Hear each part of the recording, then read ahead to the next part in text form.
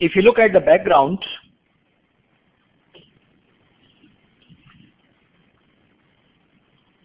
then a few things are worth mentioning.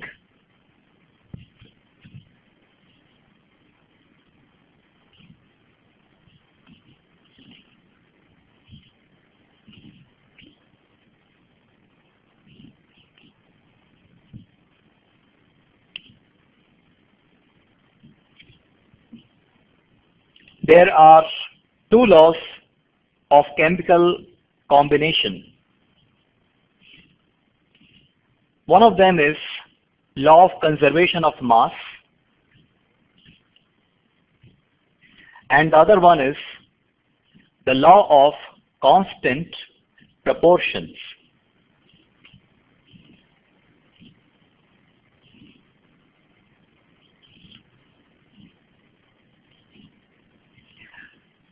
Law of conservation of mass says that mass cannot be created or it cannot be destroyed in a chemical reaction. So if you look at 2 hydrogen plus oxygen giving water, then the mass on the left side is going to be equal to the mass on the right side. Law of constant proportions says that in a chemical substance, the elements are always present in definite proportions by mass. So if you have water, no matter from where you get water, there will be certain ratio of hydrogen and oxygen always.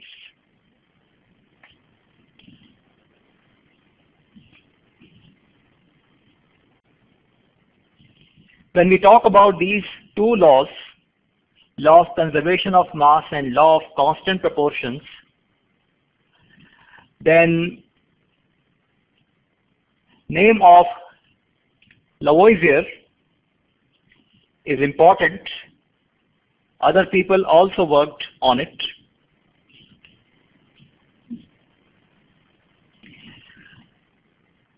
These laws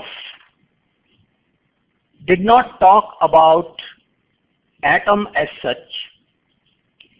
Later on, Dalton came out with his atomic theory, and that theory talked about atom.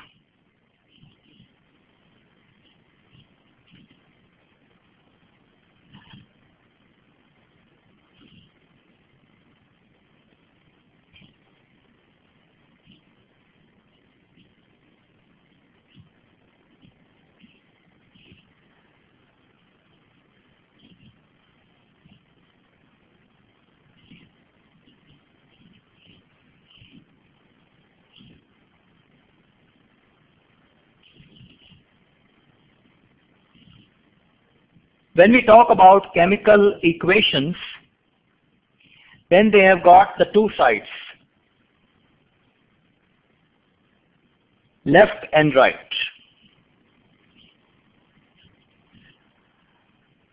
And when we say stoichiometry coefficients, then we are talking about these numbers, 2, 1, and 2. So when you balance a chemical equation, then you are choosing the appropriate stoichiometric coefficients.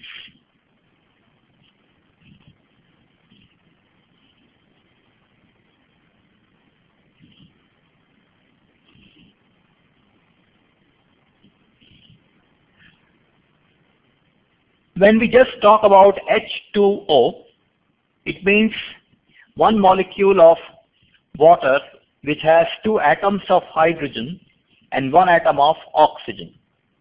But when we say 2H2O, it means there are 2 molecules of water. That means 4 atoms of hydrogen and 2 atoms of oxygen.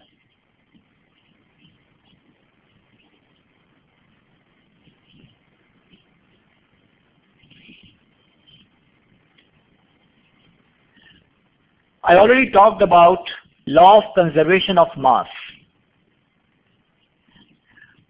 This can be extended to law of conservation of atoms, if you like.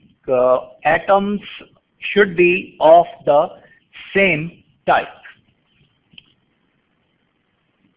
You can also talk like this, that mass of one atom has to be conserved also, not just the total mass, but mass of the individual atom should also be conserved. So left side, if carbon has got certain mass, then right side carbon will have the same mass, no matter whether it is inside carbon dioxide or it is inside methane. So the extension of law of conservation of mass is this, that it's not just the total of the reactants and the total of the products, but it is also of the individual constituting atoms. They are conserved as well.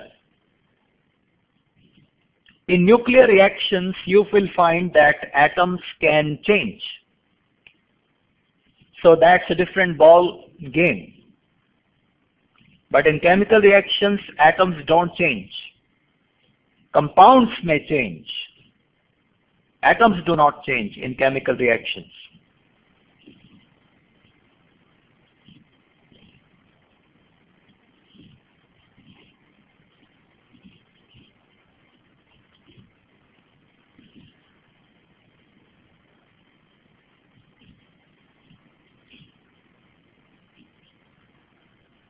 When we discuss calculations based on chemical reactions, that's what stoichiometry is about. Then we need to have balanced equations. Say for example,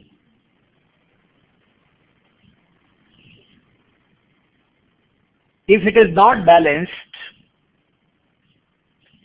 then I cannot talk like this, that these many molecules of hydrogen react with those many molecules of oxygen to give those many molecules of water. If it is not balanced, I cannot talk like that.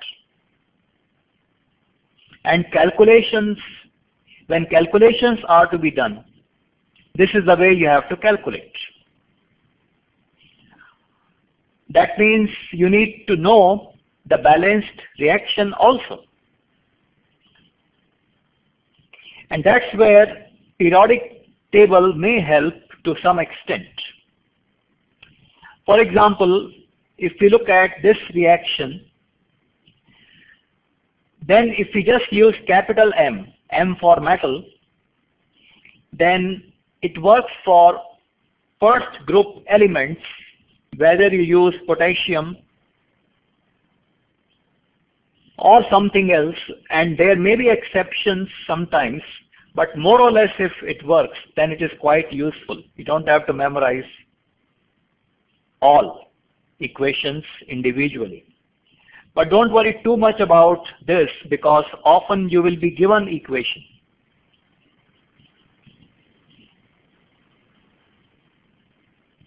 Often you will be given equation.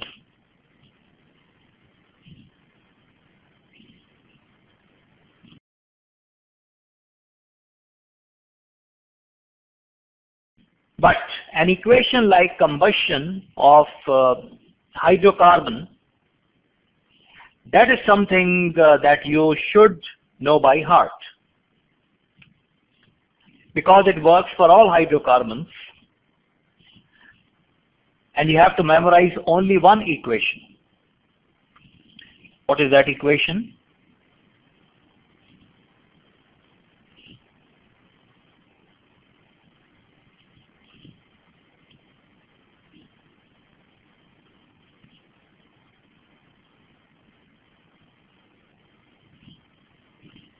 That's it. Whether you have alkane, alkene or alkyne, this will work for all. Just play with X and Y.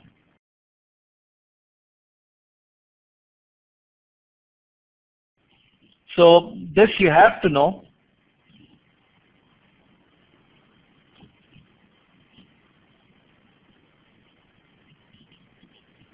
And you can test it for this.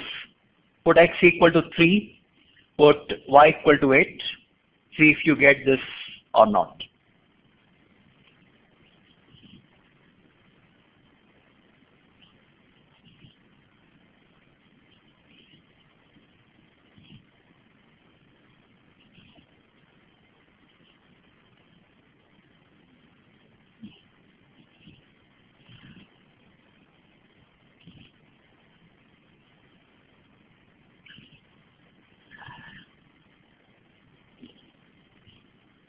When chemical reaction takes place, then the molecule changes. You find that different food items have got the same raw materials, but they taste different. New particles are formed in chemical reactions. New compounds are formed in chemical reactions. This is magnesium, it is burning. And what you find is something different when this reaction takes place. And that something different is magnesium oxide. If you look at the crystal structure, this is magnesium crystal. Oxygen is gas. Magnesium oxide is like this.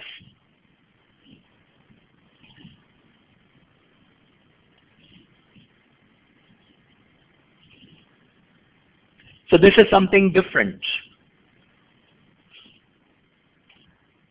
There are several types of chemical reactions. Here, combination is taking place. Fewer products, more reactants. Decomposition. Fewer reactants, more products.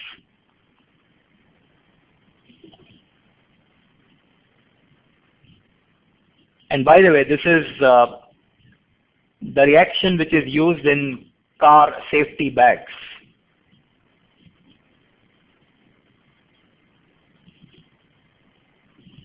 This one.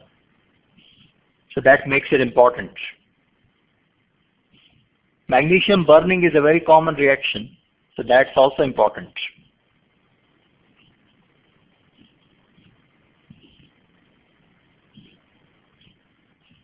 There can be several other examples. A very important one is ammonia, because ammonia is manufactured industrially by this reaction.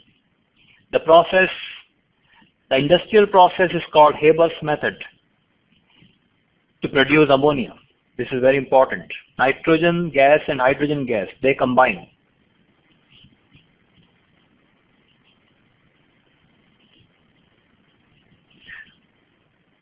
This is important. Potassium chlorate, it can give you oxygen gas. One thing is normally associated with decomposition reactions, and that thing is heating.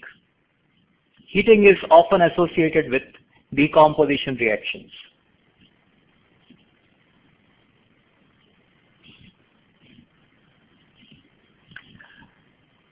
We are moving towards a real thing, which is the mole concept.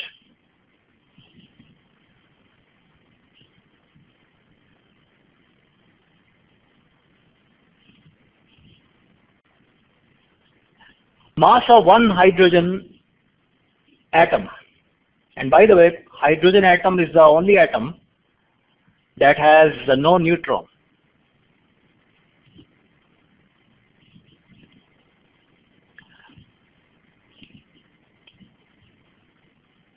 So we are talking in the range of 1 AMU or 1 UMU.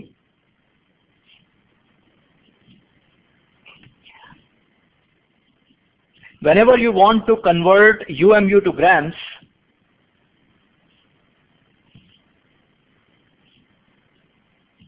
this will help you.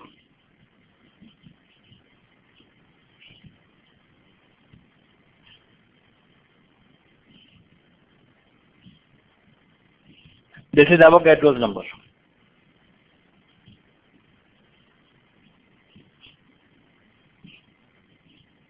So mass of one atom of hydrogen has to be very, very small.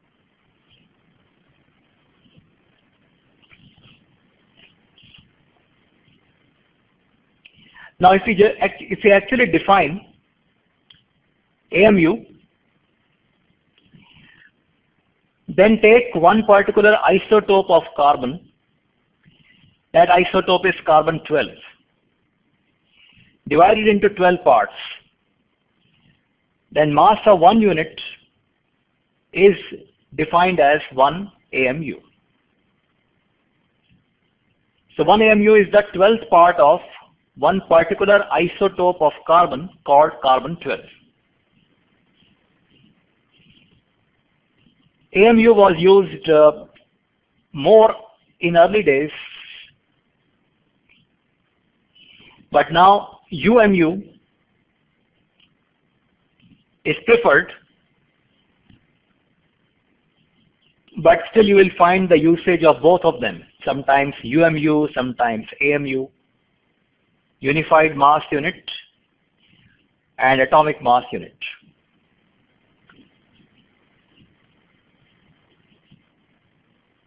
So once you have defined what is AMU, and when you know the relative masses of carbon and oxygen, if you know oxygen is so many times heavier than carbon, you can talk about the mass of oxygen and likewise masses of other atoms.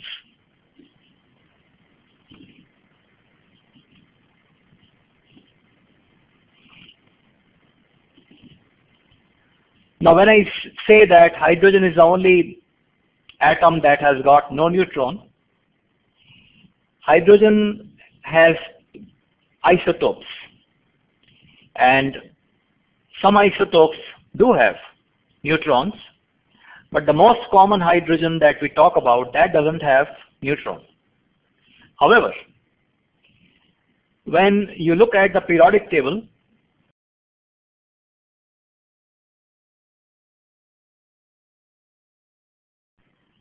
periodic table mentions the atomic mass also.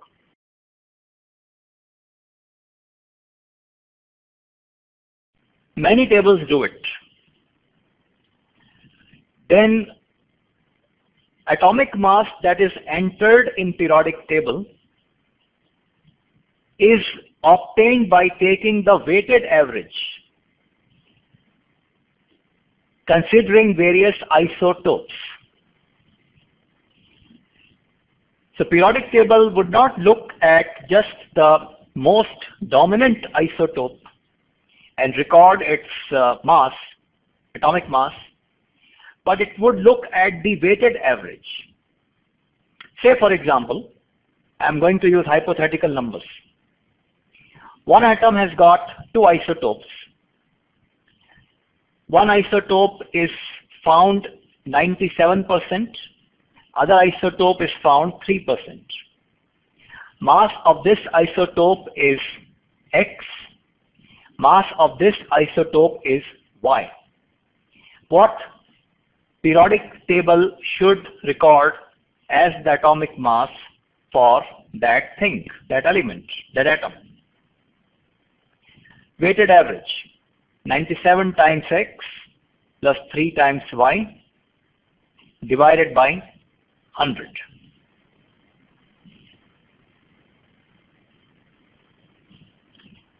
So that has to be done for hydrogen also. That has to be done for anybody else also. So atomic weight is the average. Actually, it is not weight in the context of the definition of the word weight. Weight means force. Atomic weight actually is mass. UMU is the unit of mass, gram is the unit of mass.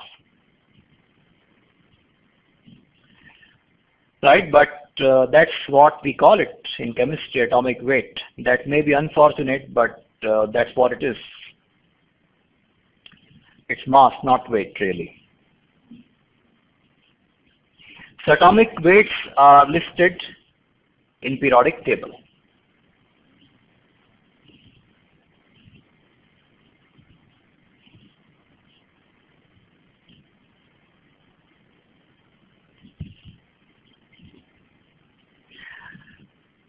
Now what I was doing here, some example is given here also. Suppose this fellow is 98.892% and that fellow is 1.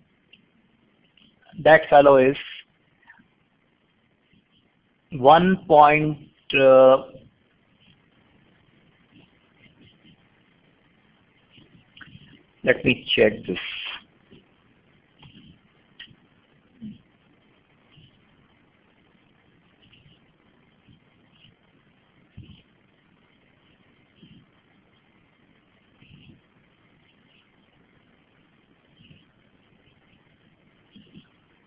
One 108.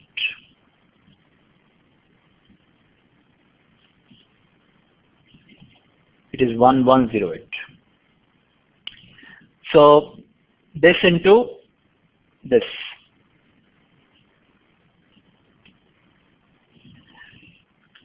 For more complicated case, you will find Z also X, Y, Z. It could be 90 plus 7 plus 3, no problem. Just the concept of weighted average that you use in statistics.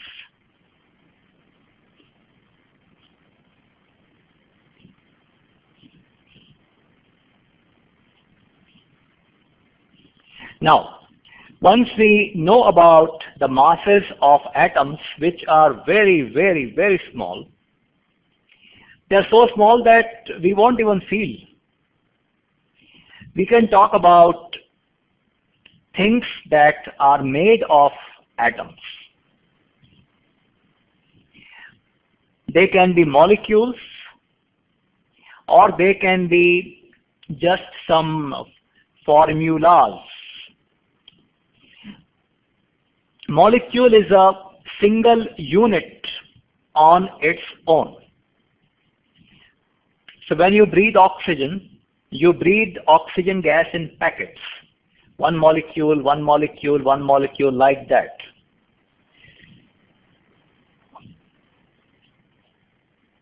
A molecule is an entity. So when we talk about something like glucose or fructose, then we just need to look at it, various atoms that are inside, add all the masses. Mass of carbon, mass of hydrogen, mass of oxygen. Note that while we may look into the calculation convenience, don't have the impression that glucose will only have hydrogen that has one proton.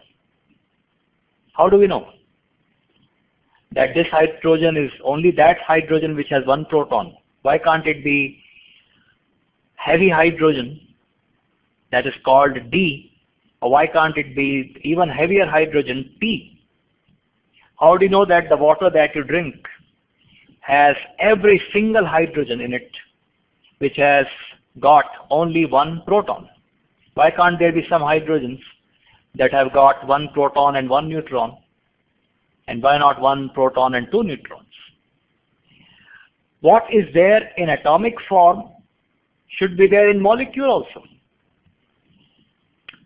So sometimes we may look at the convenience aspect, but that does not mean that molecules have only one type of isotope and no other isotope at all. Yes, sometimes we control it. We prepare molecules in the lab in such a way that this molecule has this carbon which is carbon 12, or this molecule has that carbon which is carbon 14. Sometimes this type of targeting is done intentionally. That's a different thing if it is done intentionally.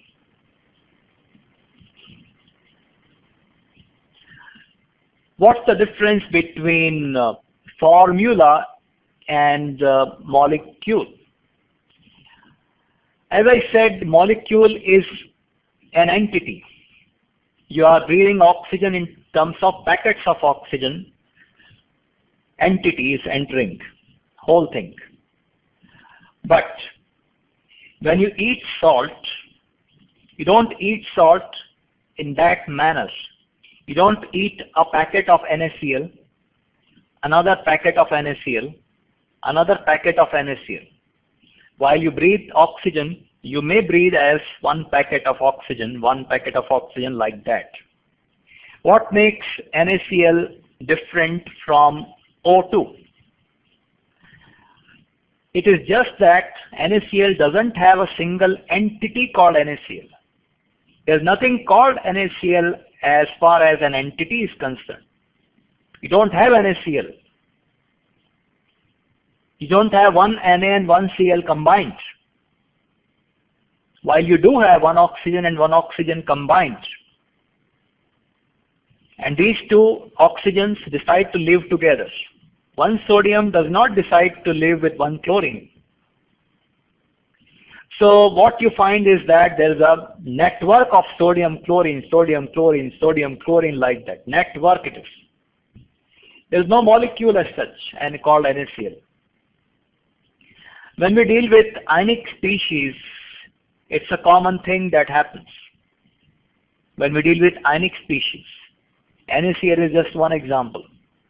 It's a crystal lattice that has got Na plus Cl minus ions very nicely arranged in a quite disciplined manner. Na plus and Cl minus ions arranged throughout.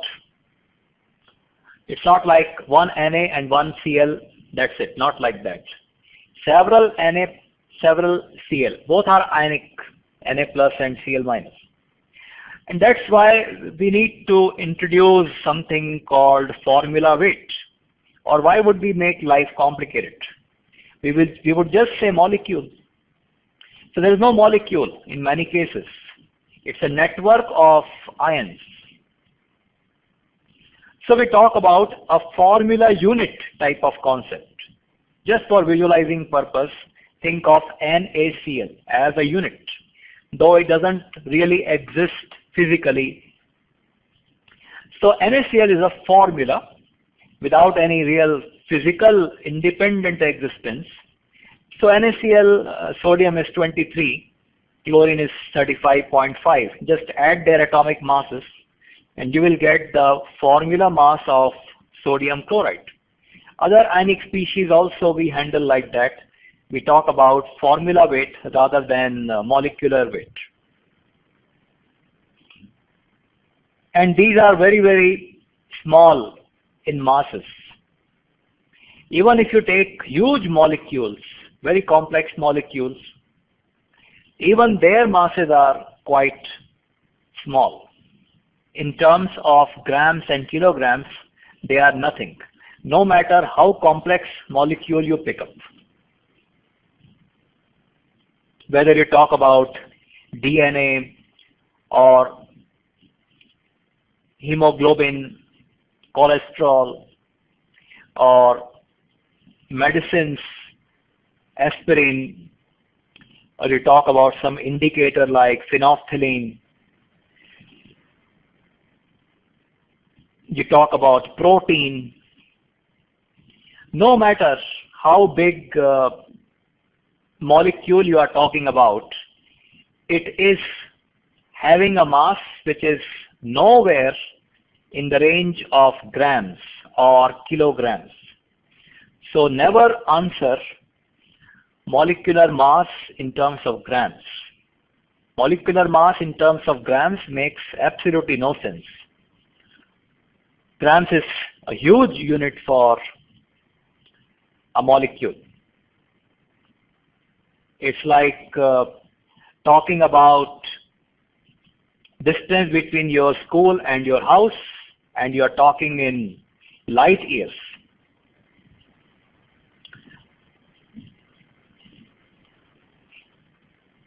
Always talk in terms of AMU or UMU for atomic molecular formula masses.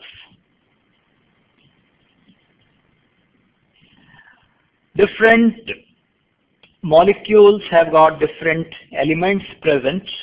One element may dominate sometimes. For example, if you look at benzene, benzene is dominated by carbon too much. And sometimes it could be exclusive situation also. Say for example, oxygen molecule. What is the percentage of oxygen atom in oxygen molecule? 100%. Ozone. O3.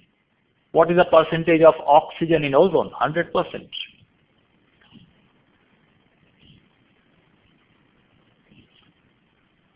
We can always talk about how much weight is shared, how much weight is contributed by one single atom.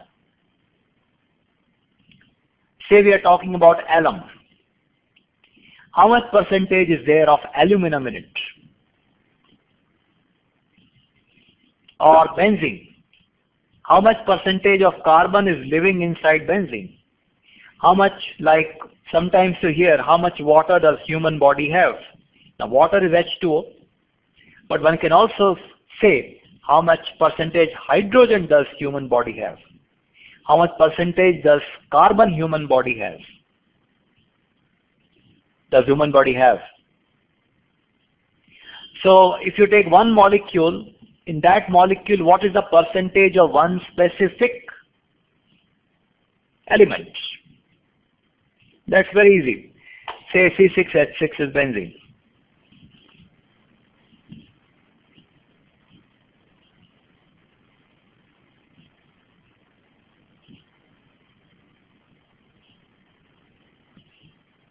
So what is the molecular mass? 12 into 6 plus 1 into 6.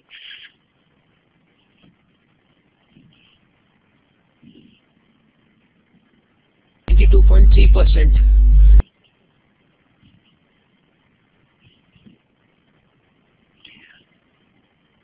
Just a moment.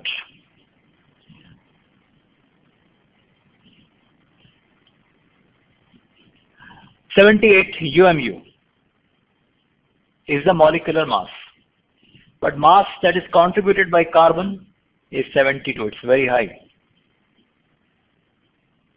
It's simple math actually. It's more of math, this type of thing, than chemistry. That's a percentage of carbon in 92. benzene. 92.3.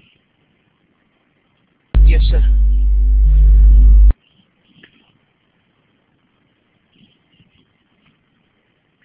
So you can handle any big molecule also. No problem. It can have 5 different elements. What's the problem even then?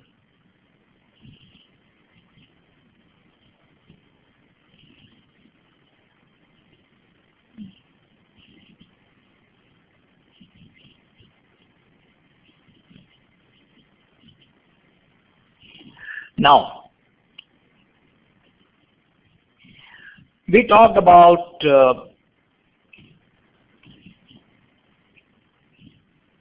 chemical reactions.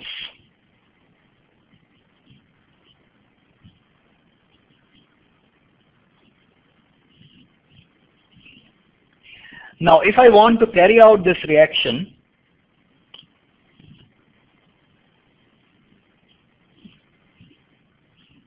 and I don't want to waste anything at all, then I should take hydrogen molecules double of the molecules of oxygen. Suppose I take 100, or let me say 1000 molecules of oxygen, then I should take double 2000 molecules of hydrogen. If I do that, I will not waste any of the two, and I will end up with same number that is written here, 2000 molecules of water. Perfect. But the problem is that how do I count 2000 or 1000 molecules of these? I can't even look at them from naked eyes.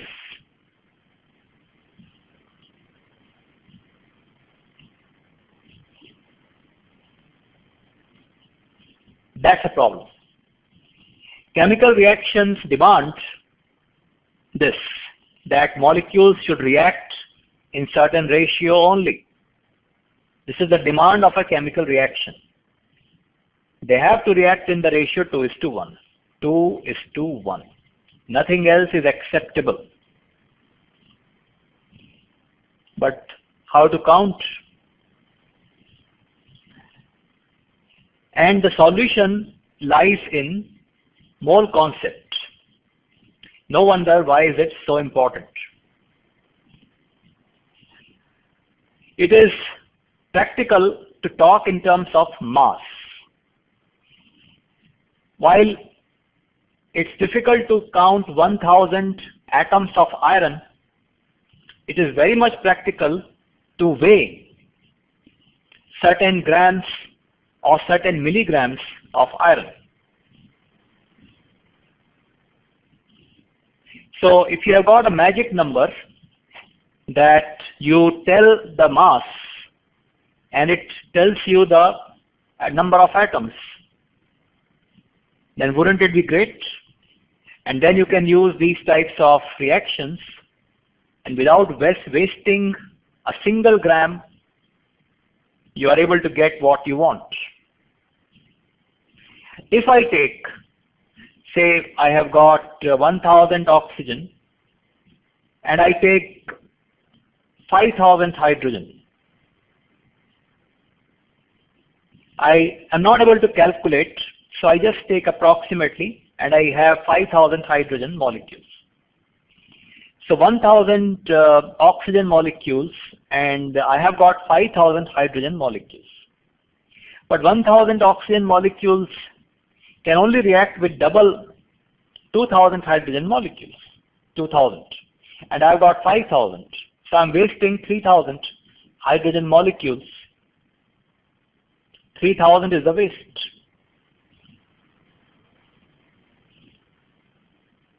So when you are doing things on a very large scale, industrial preparation you are having, you know, so many things, whether you think of soap or shampoo or medicines, everywhere it's industry.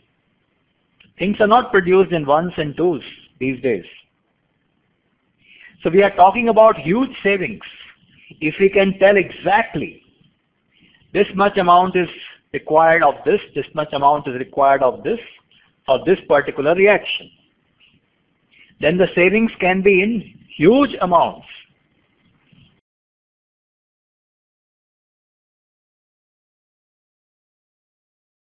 And that thing which does the role of this magic number, that is mole concept basically. So how to convert mass to number of particles? That's it. How to convert mass to number of particles? That job is done by mole concept.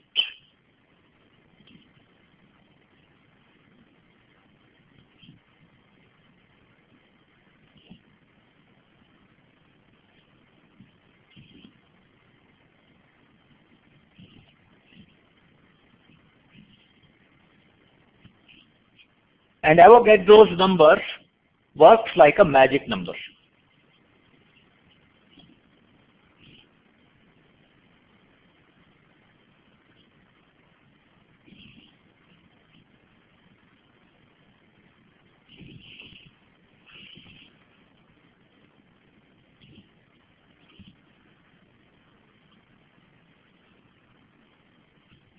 So what is mole?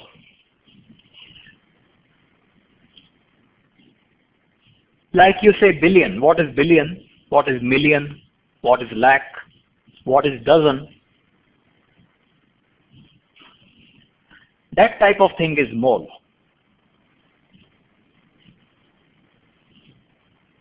But it's huge. But it is like that only. So when you picturize million, 10 to the power 6 comes to your mind, or 10 lakhs, that number comes to your mind when you think of a million. When you think of dozen, 12 comes to your mind. So mole means this. Very big.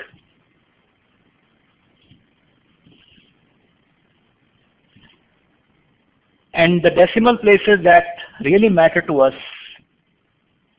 6.022. After that we don't really need. And sometimes even 6.022 is good enough. So 6.022 into 10 to the power 23.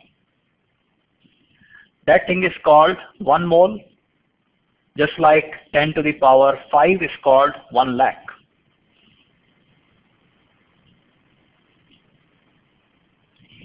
So what's so magical about it? It means that if you take any element or compound,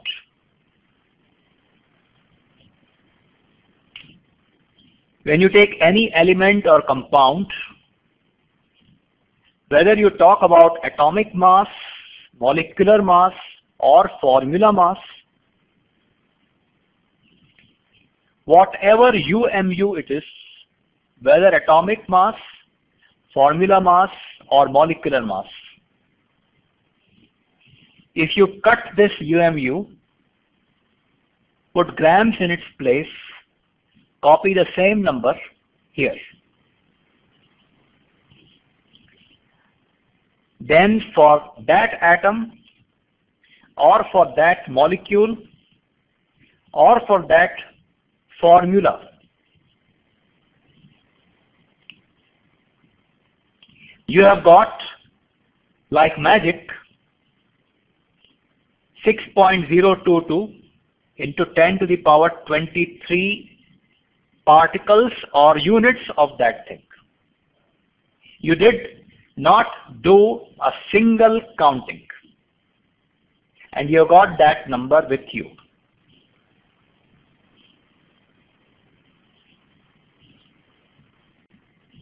For example,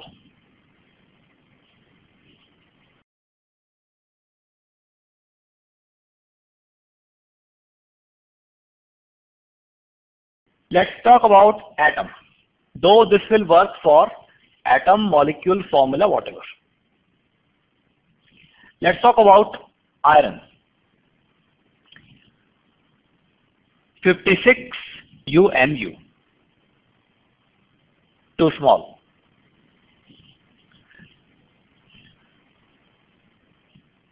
Copy this number inside the bracket, but in place of UMU, write grams. 56 grams iron is very practical. You can measure it using a weighing balance. You take 56 grams of iron, and without doing any counting, you have got these many atoms of iron.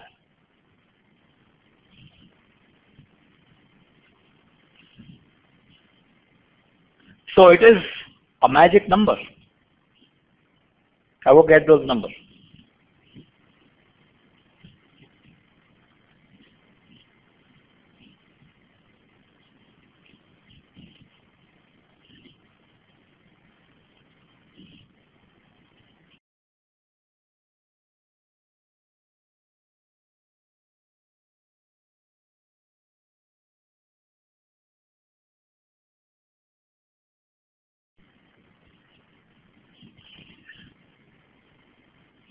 Now, this number is given a name. 56 gram is also given a name. This is called atomic mass.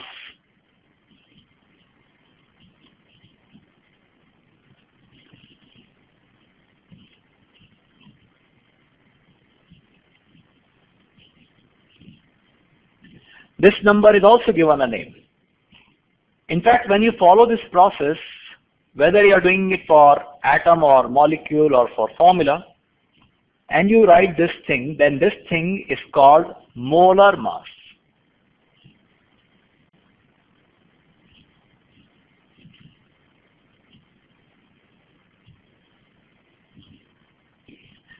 Because grams is so common, many times students make this mistake. What is the atomic mass of iron? 56 gram. How can atomic mass of iron be 56 gram? One atom of iron. How can it be 56 gram? So the problem here is that you are not talking about atomic mass when you are saying 56 gram, but you are talking about molar mass. Molar mass is not for one atom or for one molecule. It is for 6.022 into 10 to the power 23 particles or units. So one should never say for atomic mass grams, or for molecular mass grams, or for formula unit mass grams. For these, it is always UMU or AMU. If it is molar mass, then it's a different thing, then it's grams. 1 mole of anything, 1 mole is a huge number.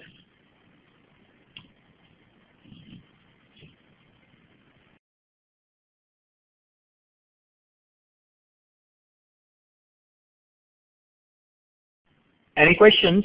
Let me know.